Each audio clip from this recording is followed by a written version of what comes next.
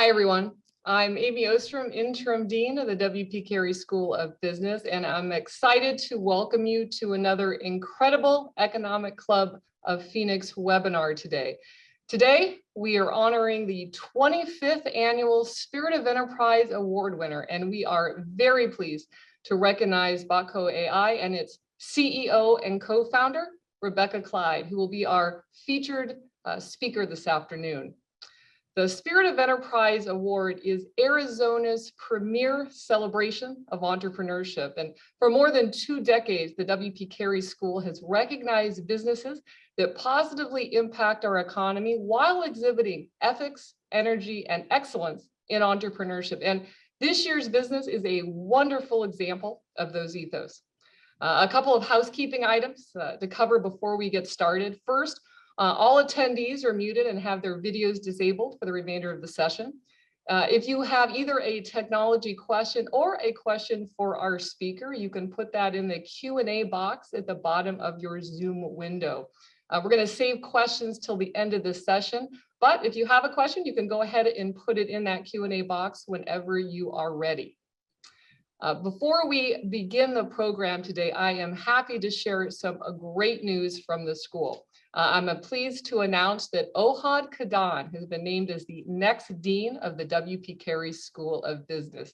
He will officially join the school on July 1st, 2022, but start engaging with the school in January, both behind the scenes and at events like these. Professor Gadan is currently serving as the Vice Dean for Education and Globalization and the H. Frederick Hageman Jr. Professor of Finance at the Olin Business School at Washington University in St. Louis. He oversees Olin's undergraduate, graduate, and global programs, as well as Olin's Center for Digital Education.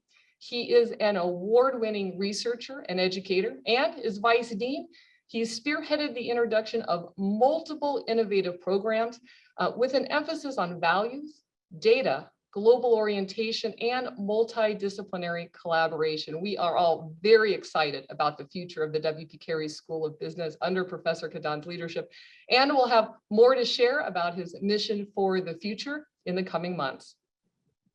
We are also excited to share some excellent rankings news from the past several weeks.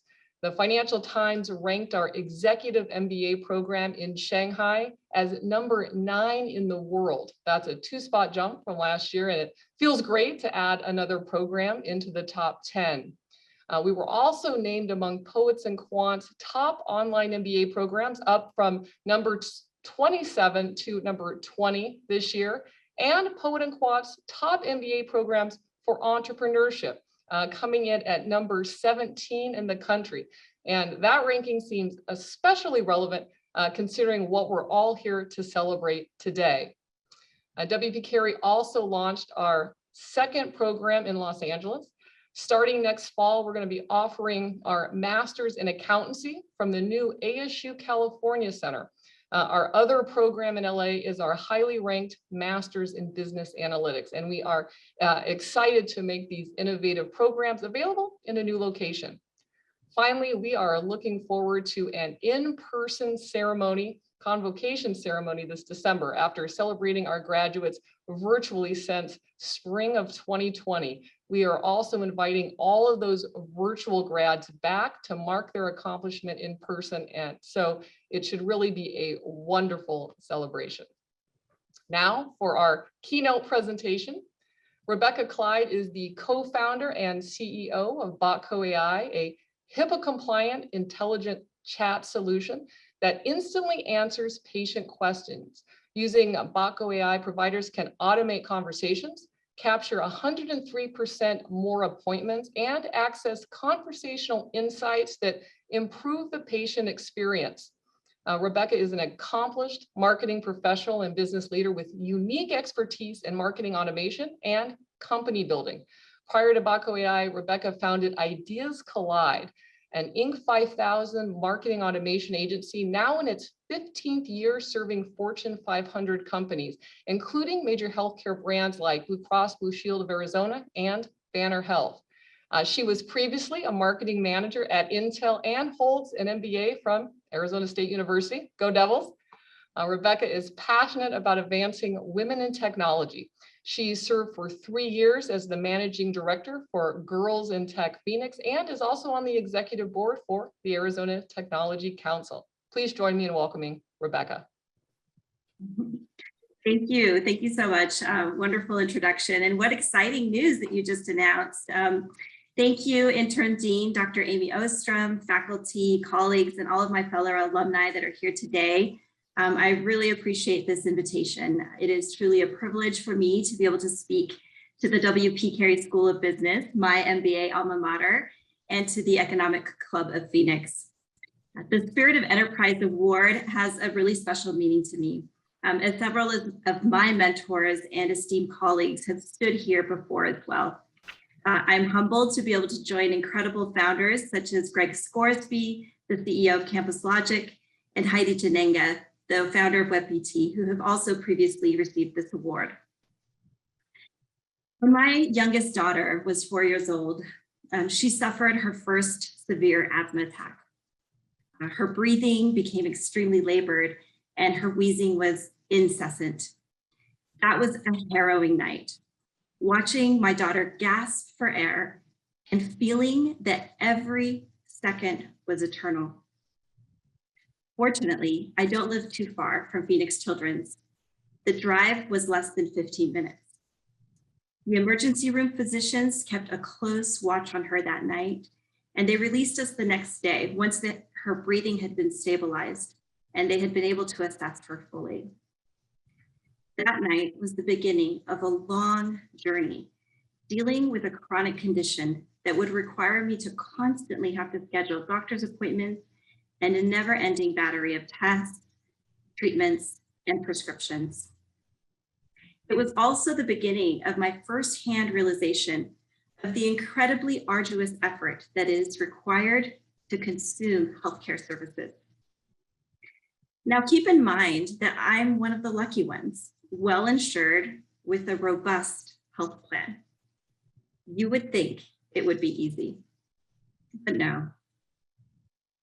Every time I needed to make a follow-up appointment, even for simple things like medication refills, I was placed on endless holds, 45 minutes or longer at times. And for appointments at the hospital specialty practice, often I had to call 4 different times because the holds were so long that eventually the phone lines closed and I was told to try again the next day. Now, it occurred to me that my schedule, being fairly flexible as my own boss, could not handle this. So how was any other mother who worked a fixed schedule or who had a blue-collar job that only gave her a 20-minute break during the day, how was she managing to schedule these appointments for her children? These delays push out important treatments and procedures by months and certainly have a negative impact on health outcomes. And yes, I purposely say she, because a recent United Nations study showed that women are bearing the brunt of our healthcare inefficiencies. It is the mothers, the wives, and daughters that make over 80% of all the phone calls for medical appointments. Women are the unpaid workers of the healthcare system, dealing with long wait times, endless follow-up, and relentless runaround. And as COVID has shown a light so brightly, women bore the heaviest burdens as the healthcare system struggled to keep up with the pandemic. The result, many women have dropped out of the workforce as they were no longer able to deal with the impossibility of balancing it all. In the US, women's participation in the workforce is at an all-time low. I share this example from the healthcare point of view, not just because of the pandemic that we are living through or because of my own personal experience, but for economic reasons too. According to the Arizona Republic, the largest employer in the state of Arizona is Banner Health, with CVS, Honor Health, Common Spirit, Tenet Healthcare, Mayo, and United Healthcare, all in the top 20 and employing collectively over 200,000 Arizonans. Direct and indirect jobs from hospitals and hospital-related activities produced over $12 billion in wages here. Now, I suspect that many of you here on this call today deal with the healthcare industry in some capacity in your own businesses. It's hard to find anyone in the Valley that doesn't list a major payer or healthcare provider as a customer, partner, or vendor. Now for a quick throwback. For those of you who completed MBAs at ASU like I did, you might remember the famous beer game we used to play. And actually there was no beer served at the beer game. But back in the day, when I was here, what we would do is we would rent out this giant ballroom at the Marriott and recreate an entire supply chain for the beer industry. This was an exercise to help us visualize how small changes in one link of the supply chain could impact an entire business cycle. Now, it could have been any product really. Microchips would have been a perfectly good example. But I think they chose beer to make the exercise more compelling to an MBA class. Now, the lessons from that class are playing out right before our eyes today, as we watch huge labor shortages resulting from the pandemic, creating massive bullwhip effects throughout the supply chain. The healthcare industry has been acutely impacted, with supply shortages and health workers pushed to their limits and resulting in strikes across the country. How did we arrive here? And what can we be doing differently going forward? What is the bold leadership change that must take place, not just in every healthcare organization, but in every single business from the very top? Job one, we must all admit to ourselves and to our board that the era of the hospital-centric system must become a thing of the past. The health consumer needs to be at the center of the service and the experience. Long hold times and hours spent in waiting rooms are no longer acceptable. Requiring multiple phone calls even to figure out insurance benefits for a procedure or treatment only delay the delivery of care.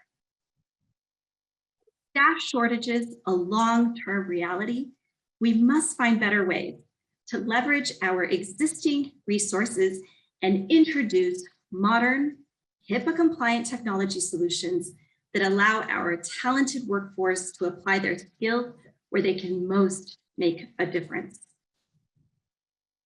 Leadership is looking increasingly to technology companies to provide these solutions. Yet, in many organizations, technology systems have not been modernized to reflect this new reality of staff constraints and growing consumer expectations. Real-time data, on-demand systems, 24/7 availability, virtual access. All of these are a must in order to prepare our organizations for the new reality of a reduced labor supply and expanded need.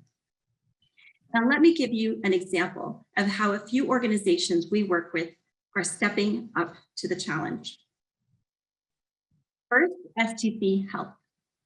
This organization, headquartered in Arizona, by visionary CEO Mike Popovich, and we will forgive him momentarily for being a UA alum. They have the important mission of providing health information solutions and services to support disease prevention in outbreaks and natural events. Now, the work that they do is with the departments of health across the US and Canada to provide insights and information in real time.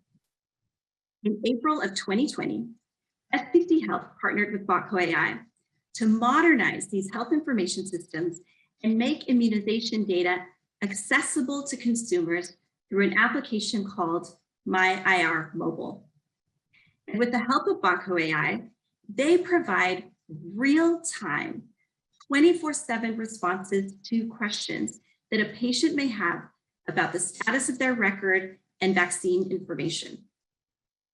We have watched their team work 24/7 to bring systems online that would flip the arcane structures from system-centric to consumer-centric experiences.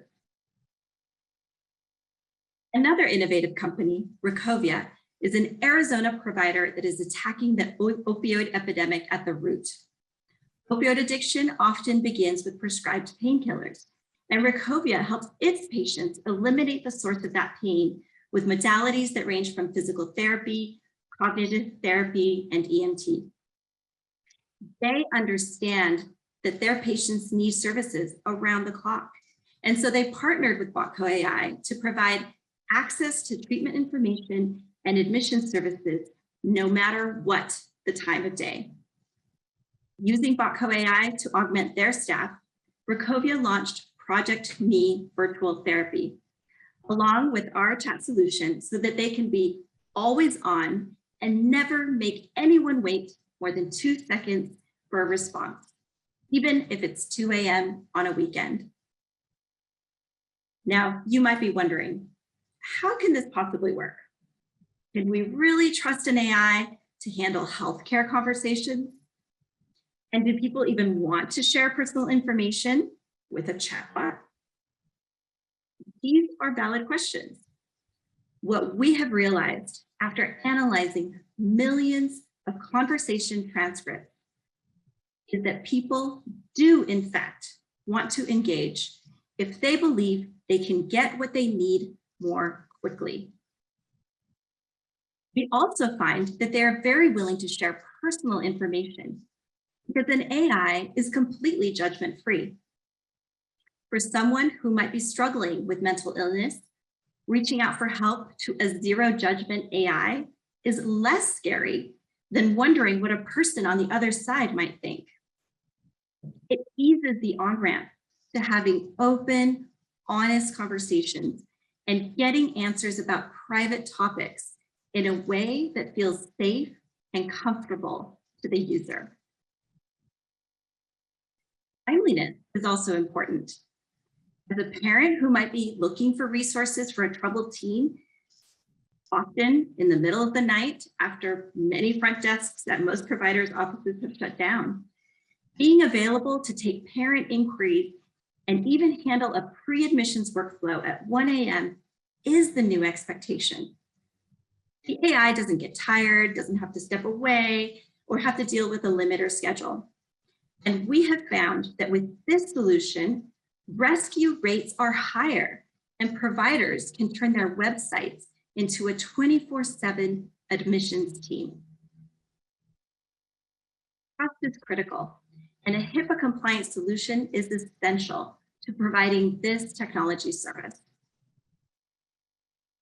So what needs to change in your organization to adjust? What old paradigms do we need to replace with new ones? Let's start with the telephone. 150-year-old technology is now replaced with AI chat that is available 24/7. The waiting room should become extinct. Your scarce and mostly remote workforce will need more technology than ever now to be able to address this whole new world we're living in and to stay connected and productive. Are you modernizing your organization to make these shifts? And how are you making your teams more nimble and more collaborative as they deal with changes that come at us faster than ever before? With Gen Z now graduating from college and entering the workforce, we must also consider the impact that their arrival will have on our places of work and our economy. I watched my own teenagers using their phones for anything but making phone calls. They deplore email and they will simply never use it. Instead, they use messaging applications such as Discord to communicate. They will chat incessantly across multiple platforms, often at the same time. They use Twitch as a learning and entertainment platform where they watch others play video games, produce music, or even write code. They will express themselves through dance videos, and they expect instant answers for anything that they are curious about. If not already, Gen Z will be your next wave of customers and employees. And guess what? They won't read our handbooks. They're not going to read our lengthy emails or have the patience to wait on hold over the phone, ever. They will expect us to meet them where they are if we want to win their business or employ them. Gen Z will expect to work mostly remote, and your HQ will become more of a hotel of sorts. Now, I often hear the silver argument. We still have boomers to contend with, and they prefer in person. Well, that might have been true 2 years ago, but at the risk of catching an infectious disease, they opted to stay home and learn how to order groceries online and make telehealth appointments. This change has already happened, and the course of technology adoption has accelerated, even in the 60+ age group. We know this because our customers in the senior healthcare space have already told us that AI chat is now their most productive referral channel. This month, my daughter turned 12. The same one who struggled to breathe all these years and battled asthma has finally become old enough to receive her first COVID vaccine. With so many families, we weighed the pros and cons, and we made the decision that the benefits outweighed the risks. We booked her vaccination appointment online. We waited in a virtual line. And when it was her turn, she walked out of the car and into the clinic where her arm was pricked. In just a few moments, her vaccination record was uploaded to the cloud and available to me via my family's MyIR vaccine passport. And if for whatever reason I forget my password or need an update or need information on our immunization records, Botco.ai intelligent chat is available 24/7 to answer my own questions. No phone call, no wait time required. My wish for us today is that we will re-examine our strategic plans for 2022 and beyond and ensure that it addresses 3 critical priorities. Number 1, placing the consumer and their needs at the center. Number 2, providing our teams and organizations with the best technologies and tools available to be productive in a virtual, on-demand world. And third, making investments to prepare us for the future that Gen Z and a post-pandemic or forever pandemic world that awaits us. Thank you. Thanks for having me today. Thank you so much, Rebecca. Such an important and critical area. Appreciate all of those insights. I thought maybe we could start by having you share with us a little bit more about Botco.ai, especially being our award winner. And again, congratulations on that recognition. Can you talk about the origin story of Botco and some about your co-founders? Well, I've always said Arizona is the best place to start a business. And it was actually here that the magic started. Girls in Tech, the organization I was involved with for some time, hosted a conference here in Phoenix a few years ago. I was there as a sponsor. Anush Shukla, my now co-founder, was there as a speaker. And we literally just bumped into each other there. Both of us had a background in marketing automation. And we started talking about how these technologies had not really evolved in the last 20 years, really. And so that was the first conversation where we started to explore, what does the future really look like? And what does the modern marketing technology platform need to be in order to prepare us for the future? Now, keep in mind, that was before COVID. We didn't even know that thing was going to happen, but we already knew that things had to become more virtual, more instant, more on demand. And that's how Botco.ai came together.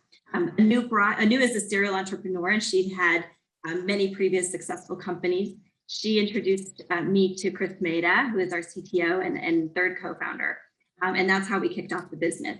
Right here in Phoenix, our first customers were here. All of our first investment was here in Arizona. Fantastic. I'm curious about your view, your kind of take on Arizona as a place for entrepreneurs. How has that been? Fantastic. One of the things I love about this place is just the amount of support, mentorship that goes around, and I would say encouragement as well. I've had so many mentors and so many people just cheering me along this whole way. I couldn't even begin to list them all. One of the other great things about Arizona is that we recently passed in the Arizona Technology Council the Angel Investor Tax Credit for another decade. And that tax credit is really important in encouraging angel investment, especially in fledgling companies like I was at one point, you know, where you just have a nascent technology, a few customers, but that capital at the very beginning is super important. And the fact that we support our entrepreneurs here with programs like those are very, very important. Well, it's been great. It's glad to hear that this is a welcoming place and all the exciting things that are happening. You had mentioned, of course, and I know you got your MBA here at ASU. Can you talk a bit about how that helped prepare you for this journey that you've been on as an entrepreneur? Sure. So I actually did the evening program. I was working at Intel during the day, so a full day of very challenging Fortune 500, expectation every single day. And then I would come to class in the evenings. And when I think about it, the thing that prepared me the most was just the grueling nature of that schedule, honestly. 2 years of just having to be completely focused, having to budget my time so carefully so that I could accomplish everything both at my job and then also for the MBA program. That I would say was probably one of the biggest life lessons. The second thing, there's actually a great class other than the supply chain class I mentioned, which is also fantastic, but my second favorite class was the negotiation class that is taught in that program. And I just remember that I held on to all of my materials. I probably even still have them here at my desk. I reference them at times because that is a skill that truly I had never really learned in a formal setting and has served me my entire career. So I would say, those are probably the biggest things. And then plus, of course, the alumni network that is global, tremendous.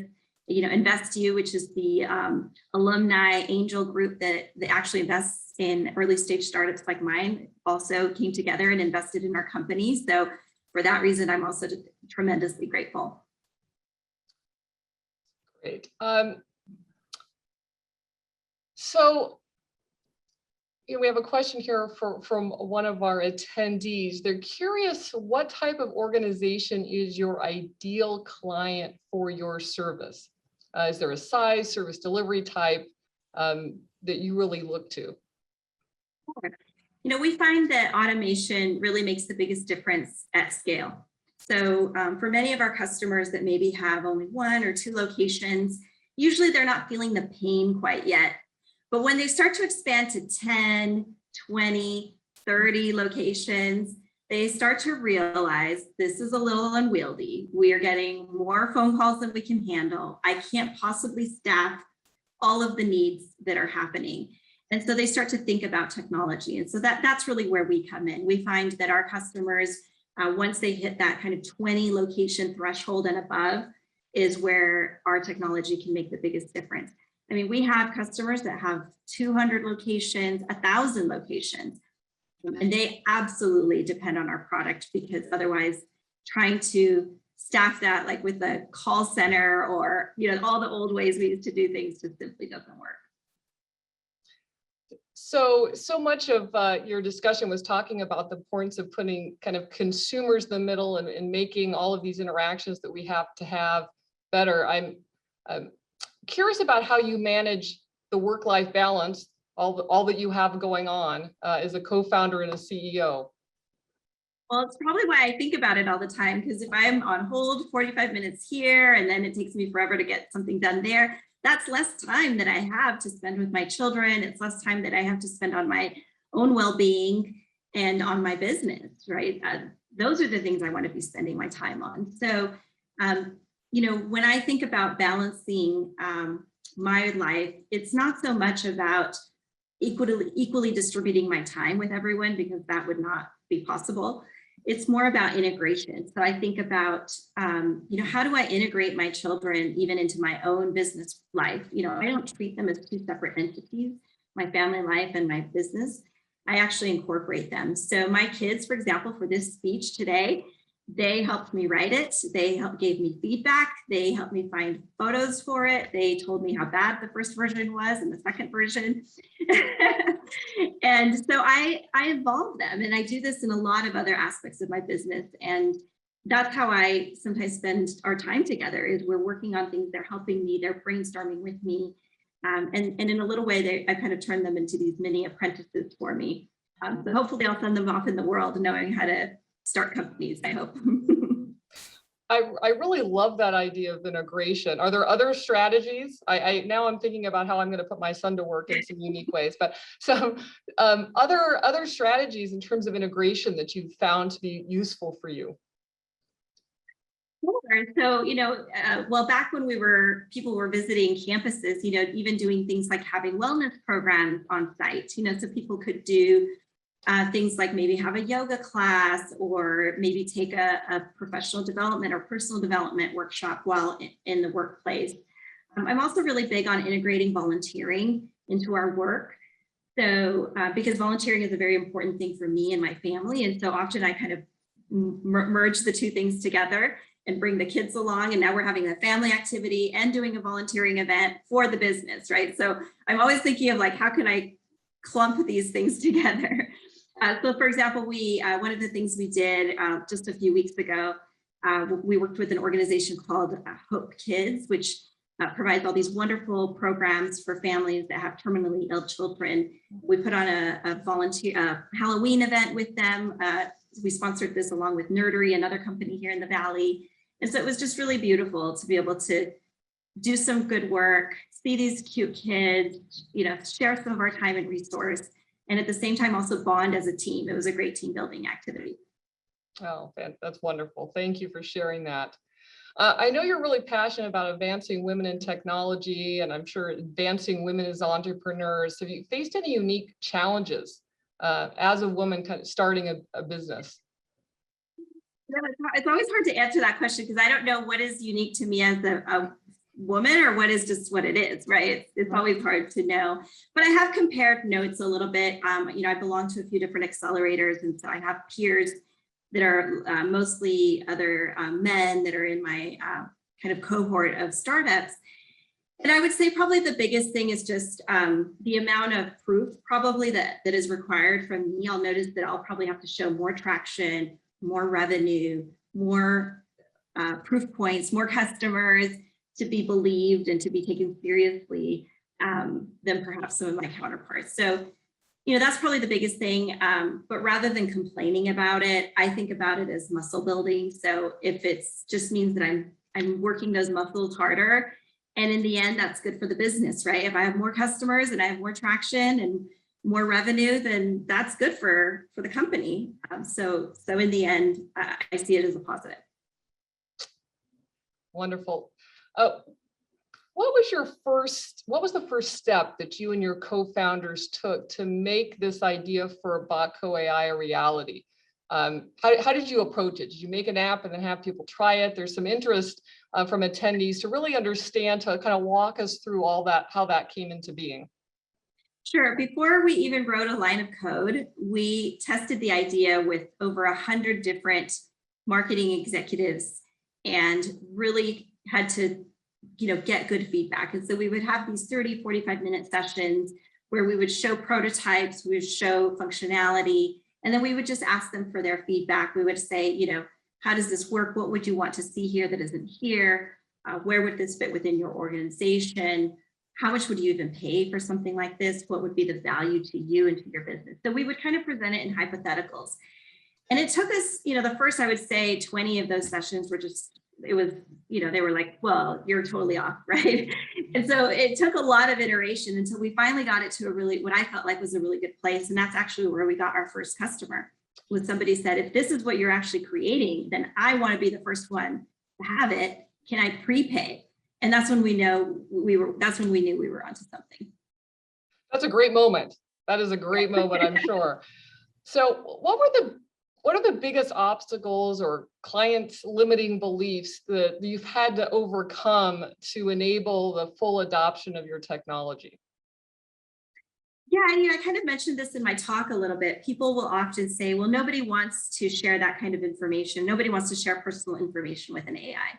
So that's like a very common thing that people's objection that will come up.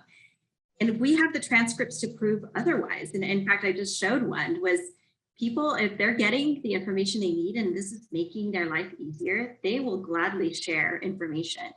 And so I would say that's the first one. I think the second one, of course, was just more around, the second misconception actually had to do with us being a virtual team. So the three founders were actually in different cities and in fact, countries, because Chris, my co-founder and CTO, is in Toronto.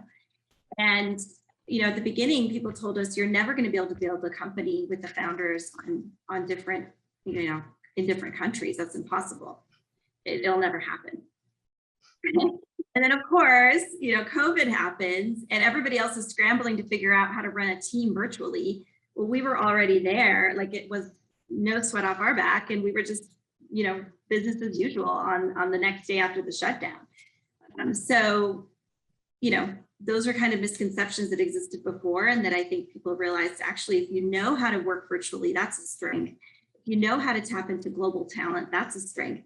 Especially realizing how in the US, we just have a really hard time hiring certain types of, for certain types of jobs like engineering. If you don't know how to hire engineers in other parts of the world, then you're just competing for the ones here. It's exorbitantly expensive. So, we have to learn how to work globally. And I think that's one of the biggest things that the three founders we bring to the table is our own global experience and comfort with that type of environment. So it's just interesting to think back the things that were concerns 18 to 20 months ago that are now just the expertise everybody needs to be successful moving forward. So exactly. I love hearing about these kind of the conversational insights that you're getting from the data from people talking to providers. I'd love for you to talk a little bit more about what else has kind of emerged from being able to kind of look at that data? What kind of learning are you getting out of it that either applies to healthcare or could apply more broadly to other industries as well? Well, it's incredibly insightful to the business. So let me give you an example. One of our customers started noticing they were getting a lot of questions related to acne concerns. And they realized that we don't provide any services or products around or treatments for acne. But they noticed that these questions were coming in and people were asking about it. And so that actually created an impetus for the business to create a new line of service and a new offering to treat people with acne concerns. And so that's something that came entirely from the chat data that we provided and those interactions that took place. Because I'm sure people had called before and said, do you have anything for people, do you do this or that for people who have acne? And I'm sure the person just said no and hung up. That data was never shared upstream to management, and it was certainly never coalesced across all of the many locations. And so by using our product, it was the first time they had visibility into that sort of information. Something very similar happened with another customer where they primarily treat people with drug and alcohol disorders, and they started noticing they were getting a lot of questions about eating disorders. And they had always they didn't have treatment programs for eating disorders. They weren't really even looking at that space. But now they realize, wow, this is really a co-located or co-occurring type of situation. Maybe if we spoke to that audience and created programming for eating disorders, we could also provide our drug and alcohol treatment programs in that kind of more, I would say, like collaborative approach. And so those kinds of insights will come out of the data and often surprise all of us because we don't expect it to show up. But that's the beauty, that's the magic. It's like, what gifts are we going to unfold when we start to look through the transcripts and start to aggregate the data over many, many conversations. I mean, that's so exciting because you would think on one hand, it would be a lot about just, improving what you're offering, but this idea you're really getting insights into new offerings and things that maybe just nobody has really thought about as being critically or linked together in the minds of consumers. And now all of a sudden having that information is incredibly powerful. Absolutely, and that's new business growth for our customers. Yeah, I'm curious, when you think about this technology integrated into companies, what's the relationship now between what is happening through chat and what's happening with live employees that are answering calls? Is what those employees doing something different, more complex, or what's the relationship as you think about how this is all integrated within a company in healthcare? Yeah, we think about it in tiers, right? So especially right now when staffing is very, very difficult. Most companies are going to have a limited number of live agents that they can refer customers or patients to. And so they just have to get smarter about how they use that resource, which is extremely valuable, difficult to train, difficult to recruit, difficult to retain, right?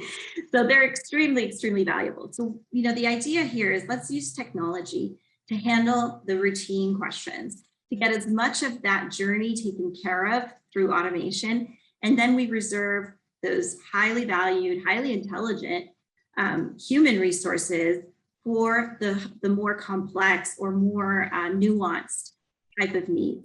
And so we've kind of created this nice handover between the AI and the human agent that can go back and forth. And of course, the transcripts are retained across both the AI and the human agent so that somebody can have a full view of the entire journey. But the idea here is like, let's get the caller, the agents, the live agents to really do the harder, nuanced, higher level thinking type of work. And let's let the computers, essentially the machines, do the run of the mill stuff. Really, really interesting, especially given labor shortages and just the challenges related to all of that. Exciting to think about how that all fits together. I know we're talking healthcare, so I'm sure an issue that continues just to come up is about issues around privacy and securing patient information, depending what they're putting in the chat. Can you talk a little bit about that issue, how it's been dealt with, any lingering concerns that exist in that area? Yeah, I'm glad you brought that up because that's extremely important for the healthcare industry, especially when we're talking about behavioral health situations where that's very private information that must be protected. And so one of the first things we did when we started even getting phone calls from or interest from the healthcare industry was making sure that we were able to address HIPAA-compliant requirements, make sure that the patient information was always kept under lock and key, available only to the people who are administering the clinical effort, right?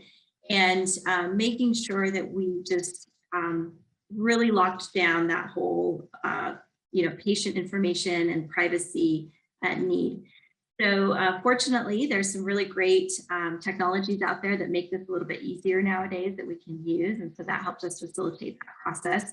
But, it's something that we have found is really table stakes in the healthcare industry is being able to protect personal health information. And we find that other industries are also really interested in that same notion of, whether it's the finance industry or others that want to make sure that customers' private information is always protected. This is a big battle in technology is like who owns the data, and does that data really get out? What happens if it gets out to the wrong hands? And so we think about that a lot. We don't sell any of the data that we have. The provider that also is required to adhere to HIPAA compliant practices is the only one that gets access to that data, and that's it. So what do you see as on the horizon for healthcare or conversational technology? What's the future holding in this space? Well, I love to look at, again, kids to see how they interact with technology, because to me, they're the best, I would say, crystal ball into the future.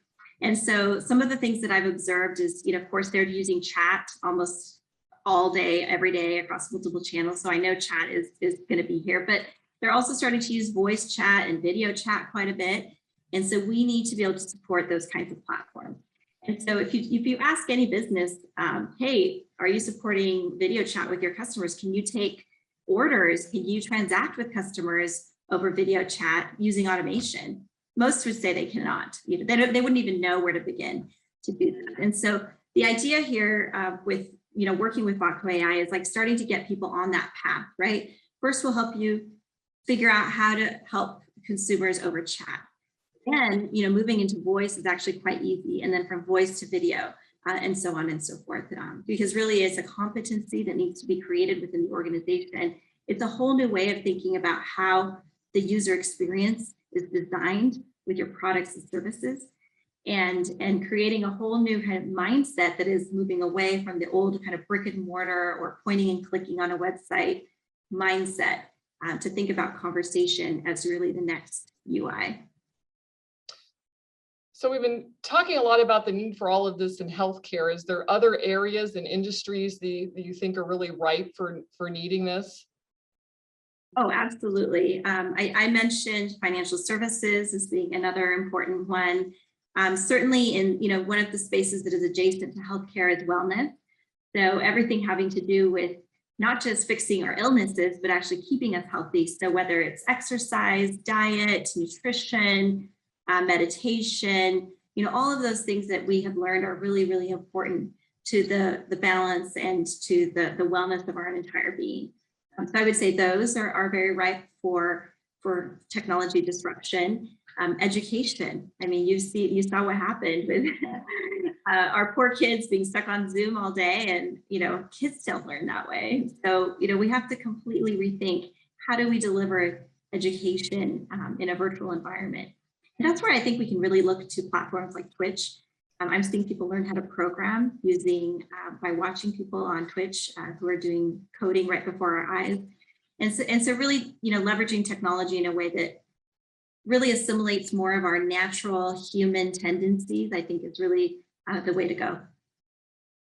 So you were talking about that really in relation to Gen Z. Anything else that really stands out as you're thinking about Gen Z and what companies should be thinking about? Is there kind of planning what they're going to be tackling going forward in their organizations? Well, this whole idea of a virtual workforce, I think, is really important. And I'm seeing people, other fellow CEOs like myself that are just struggling. They're like, we just got to get everyone back into the office. We've got to get everyone in between four walls. And as much as I would love that, like I love people, I'm extremely social. I like being surrounded by people. I just know that is not going to be the reality. And Gen Z, I mean, they've already said, I'm not doing this. Like, absolutely not. They're not going to. And so they're going to want to work from wherever they want to work, whether they want to be on a beach this week and in a mountain next week. And as long as they have an internet connection, they want to be able to do their work. And so, as employers, we're just going to have to think about how to accommodate that need if we want to have that workforce in our companies. And so this is the new reality. We have to think about how do we set up our companies to be able to accommodate this, and how do we set up our relationship with customers? How do we set up our supply chains? I mean, all of it is impacted by this new behavior. I am sure there are some attendees that are thinking about how they would try to get maybe their organization to adopt some of the AI technology that you've been talking about. What advice would you give them to try to get started with a company that maybe isn't doing that yet, is early on the path, let's say? Well, the best thing is I can always point them to examples of others in their industry that have started doing it. So, feel free to reach out to me. I think we put my contact information at the end, and you can say, hey, I'm this kind of business. Do you have any examples of how somebody in my industry has already done this? And I'm pretty sure I can find an example because I know all of them.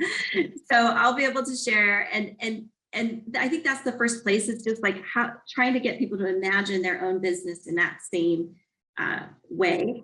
And then, I always do like some little thought experiments. Like people will say, well, Nobody's really trying to call me at 10 o'clock at night. Like we're not losing any business because we can't handle those. And I'm like, oh, really? Well, why don't you just run our product just at night and on weekends? And if you get no inquiries, then you were correct. But of course, they always do. And they realize, they're like, wow, I didn't realize so many people wanted to talk to us, after 10 p.m. And I'm like, yes, because they're all like me. They were working all day long and they don't have time to do this stuff until it's late. And so, it's just, we have so many fixed beliefs that are truly wrong in some cases. And so I'm happy to point the way, share examples. I think that's always the first place to start. And then, happy to brainstorm and share some more ideas. So what challenges have you seen companies face as they've tried to make this shift in adopting AI? Is there kind of traditional things that you kind of know as this is unfolding that companies are probably going to have to deal with? Yes, usually what I find is there's an attempt to try to take old structures and just shove them into a new technology. And what I always tell people is like, no, we have to actually redesign the whole experience. The user experience was created in a world of brick and mortar. And guess what? We're not in that world anymore. So we have to redesign the journey to really reflect this new virtual experience that we're all living through.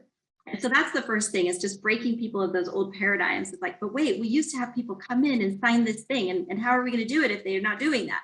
Like, it's okay. There's other ways to do it, right? And so it's just breaking our own thought habits of some of those, what I call like brick and mortar oriented business processes, and realizing that they don't really serve us anymore. Certainly not when your customers are not even coming in, your employees are not even coming in. Like, you have to think of new ways to do this stuff. Definitely. And I think that the customer experience and thinking about it holistically is so key to all of this. We have a question from an attendee asking for you to talk a little bit more about the kind of technology. We've been talking AI. We haven't really talked about machine learning. Can you go into a little bit more depth about the technologies that are used, that are underpinning? Sure. I mean, this is where things can get really technical. But the key thing in doing our kind of work is being able to have enough data to train the AI and know how to recognize different phrases, expressions, and ways that people might ask a question or pose a statement.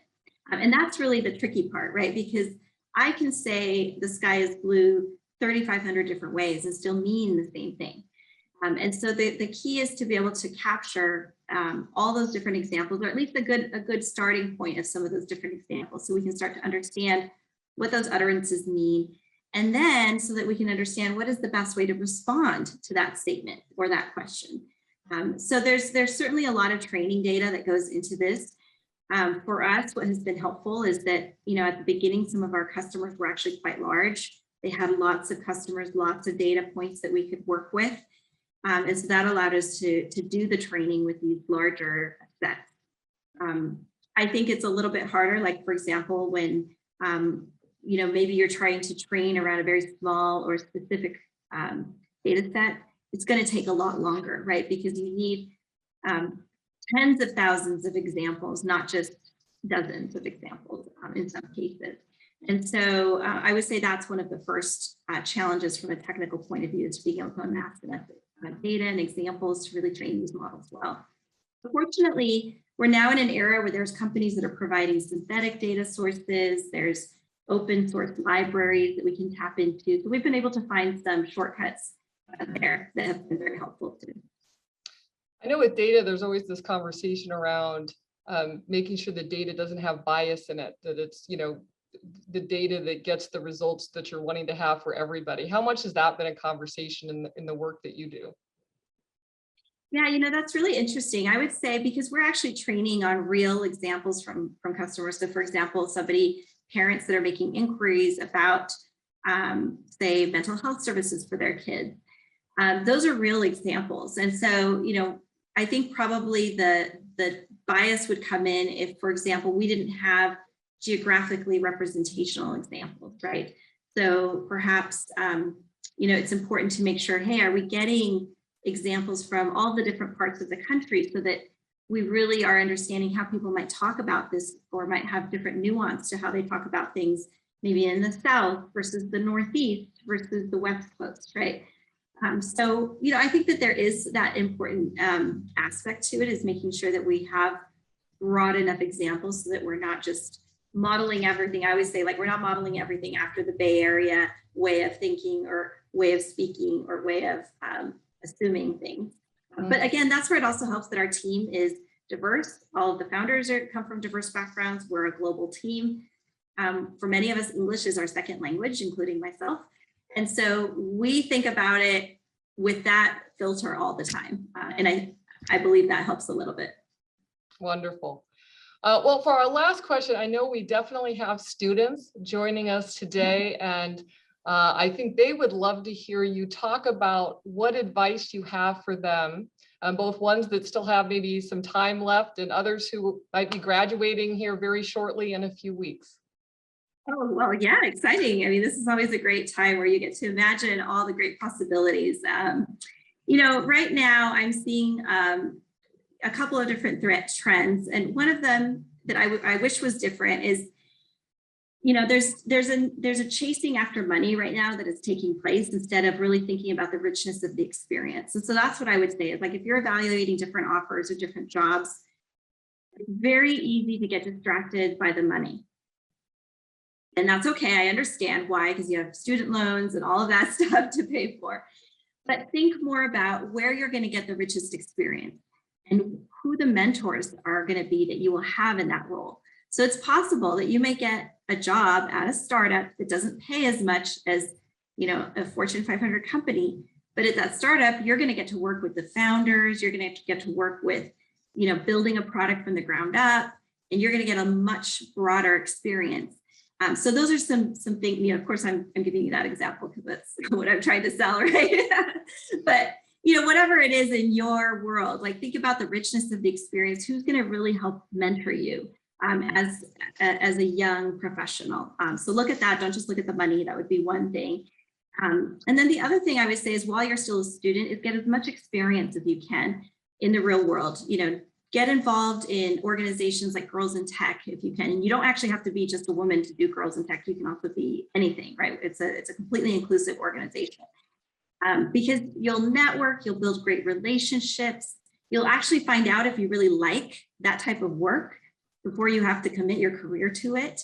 So there's a lot of really great things you can be doing before you graduate to get experiences, network, and really get to know yourself better in those environments so that you can make a better decision about your career when the time comes. Those are a couple of things. Well, thank you so much. Once again, please join me in congratulating Rebecca Clyde and Botco.ai as our 2021 Spirit of Enterprise Award recipient. And thank you, everyone, for joining us today. Don't miss the longest running, most trusted economic forecasting event in the Valley, presented by the W.P. Carey School of Business, Department of Economics, and sponsored by PNC Bank. Our 58th annual Economic Forecast Luncheon is taking place in person on Wednesday, December 8th at the Renaissance Phoenix downtown. And our featured keynote speaker is Lawrence H. Summers, the Charles W. Eliot University professor and President Emeritus at Harvard University, alongside other economic experts. Then after the holidays, we will be announcing our spring lineup of speaking events. Keep an eye on the ECP webpage for more information. Thank you again for attending today's session. You really do help make ECP the premier business speaker series in the Valley. Happy holidays, everyone.